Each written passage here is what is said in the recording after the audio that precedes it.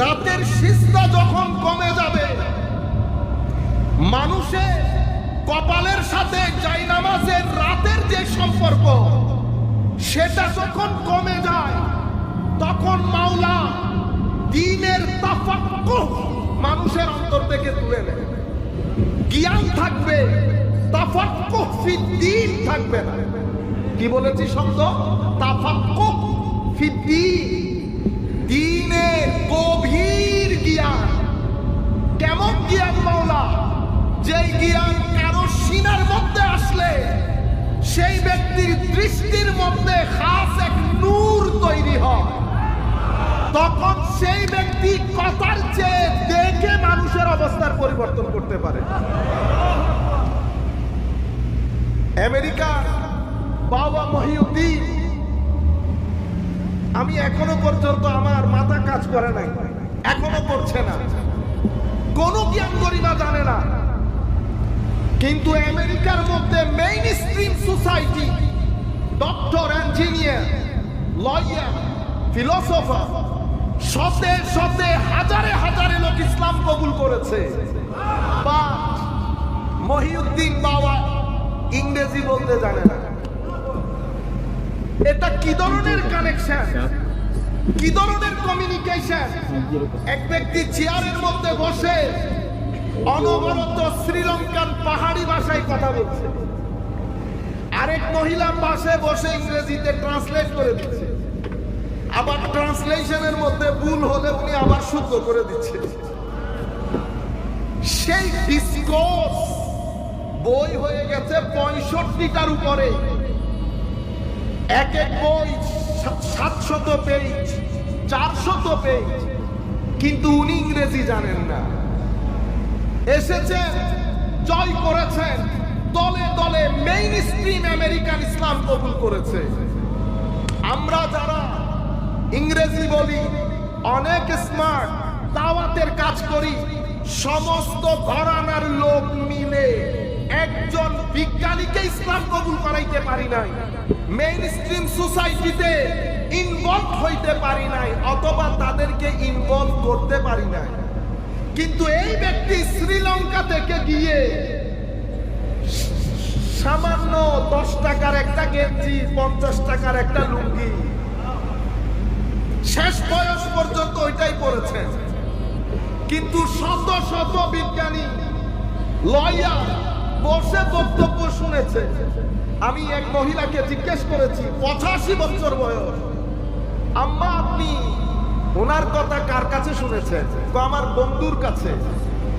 কতদিন সুহবতে ছিলেন? 16 বছর। তো চলে যান নাই কেন? যেতে পারি নাই। কেন? উঠতে চাইলে, চলে যেতে চাইলে কিসে যেন ধরে রাখতো। তো কিসে ধরে রেখেছে? রাতের সিজদা যখন বান্দা আল্লাহর কুদরতির কদমে রাখে, সেই ব্যক্তির সিনার ভিতরে মাওলা খাস নূর দান করে। এটাকে বলে শারহুস সাদরের নূর। আফামান শারাহাল্লাহু সাদরাহু লিল ইসলাম ফাহুয়া আলা নূরিন মির রাব্বিহ। এটা সেই নূর। আমার নবীকে জিজ্ঞেস করা হয়েছিল, হুজুর ইয়া রাসূলুল্লাহ, এই শারহুস সাদর কি? আমার নবী বলেছেন, এটা নূরুন, এটা বিশেষ নূর, ইয়াকযিফুহুল্লাহু, এটা আল্লাহ থ্রো করে কোথায়? ফি কলবিল মুমিন, মুমিনের কলবের ভিতরে। যাই হোক, এটা আলাদা আরেকটা রাস্তা, আমাদের বিষয় নির্ধারিত। আমি আপনাদেরকে যে জিনিস বোঝাতে চাচ্ছিলাম, যখন প্রয়োজন হয়েছে, যেটার প্রয়োজন হয়েছে, হাদিসে পাক রচনা করা হলো। ফিতনা আরেকটা শুরু হয়েছে, মুসলমানরা শতধা বিভক্ত হয়েছে, কেউ এই কেউ সেই, প্রত্যেকেই যার যার ফিরকাকে শক্তিশালী করার জন্য হাদিস না এমন জিনিসকে ক্বালা ক্বালা রাসূলুল্লাহ সাল্লাল্লাহু আলাইহি ওয়াসাল্লাম বলে চালিয়ে দিয়েছে। কিন্তু উম্মতে মুসলিমার আলেম যারা, আমি ইউথকে বলবো, আপনারা আইম্মায়ে কেরামের প্রতি যে দৃষ্টিভঙ্গি রাখেন সেটা পরিবর্তন করেন। কেন পরিবর্তন করবেন সেটা আমি আপনাদেরকে বলছি। আইম্মায়ে কেরাম এরা কারা? তো এরা আমার নবীর এলমের ওয়ারিস।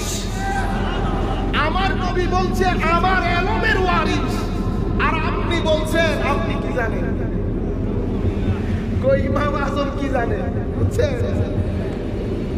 ওনারা দাঁড়িয়ে গেলে সমস্ত বর্ণনাকারীর লিস্ট করলেন। লিস্ট করে উনি কে, জন্ম কোথায়, বাবাকে, মাকে, শিক্ষককে, ছাত্রকে, সমসাময়িক আলেম, ওনার ব্যাপারে কি বলেছেন, সততা কতটুকু, সত্যবাদিতা কতটুকু, সব কিছুর একটা প্যাকেজ রচনা করেছে।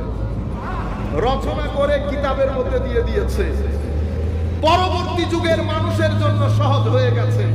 এখন আপনি যখন কোনো আলেমকে, আমরা তো আলেম না, কোন আলেমকে যখন আপনারা একটা হাদিস দেন, ওনারা কি করে, আল কামেল ইমাম মিজির কাছে যান, তখন ইবনু হাজার আসকালানির কাছে যান, বড় বড় ইমামদের কাছে কিতাব পড়ে ব্যক্তি পুরা জেনে নিয়ে বলেন এই হাদিস সহিহ থাকে রাখা যাবে না, গায়রে সহিহ থাকে রাখা যাবে না, এই সহিহ এটা হাসান মিজাতিহির থাকেও রাখা যাবে না, লিগাইরিহির থাকেও রাখা যাবে না, এটা নিচে নামাইতে হবে।